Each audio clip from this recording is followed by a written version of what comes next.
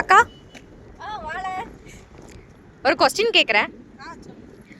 Child abuse பற்றி என்ன நினைக்கிறீங்க?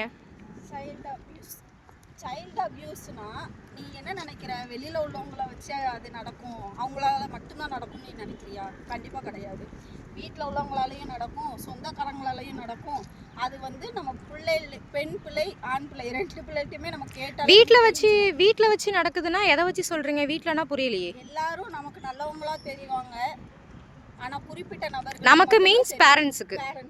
ஓகே, அந்த குழந்தைகளுக்கு வந்து அப்படி இருப்பாங்களான்னா அது நமக்கு தெரியாது.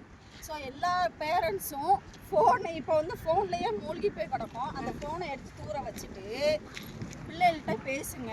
நம்ம சித்தப்பாவா, நம்ம அத்தையா அப்படின்னு சொல்லி நீங்கள் ஃப்ரீயாக விடாதீங்க. பிள்ளைகள்கிட்ட பேசுங்க. இன்னார் இதை என்ன பண்ணாங்கன்னு சொல்லி பேசுங்க. அந்த பிள்ளைகளுக்கு தெரியும் யார் எப்படின்னு சொல்லி. நம்ம நினைப்போம் அவங்க பாசத்தில் தூக்குனாங்கன்னு, ஆனால் அந்த பிள்ளைகள் எதை எப்படி தூக்குறாங்கன்னு அந்த பிள்ளைகள் சொல்லிடுங்க.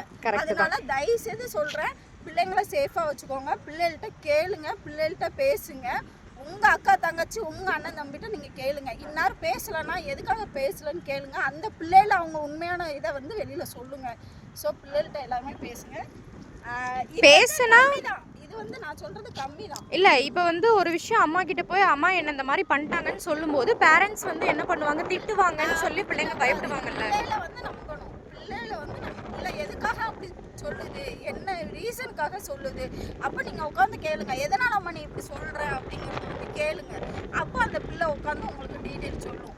இது நான் வந்து அங்கே படித்தது இங்கே படித்தது இல்லை. நானும் ஒரு பொண்ணு தான். எனக்கு நடந்தது, என்னை சுற்றி உள்ளவங்களுக்கு நடந்தது. என் பிள்ளைகளுக்கு நடக்கக்கூடாது. என் பிள்ளைகள்னா உங்கள் பிள்ளைகளும் என் பிள்ளைகளோட செட்டு தான். அப்படிங்கும்போது எல்லோரும் தயவு செய்து அதில் இது பிள்ளைங்க கிட்ட மனசு விட்டு பேசணும் எல்லா பேரண்ட்ஸும். கண்டிப்பாக. Okay, thank you.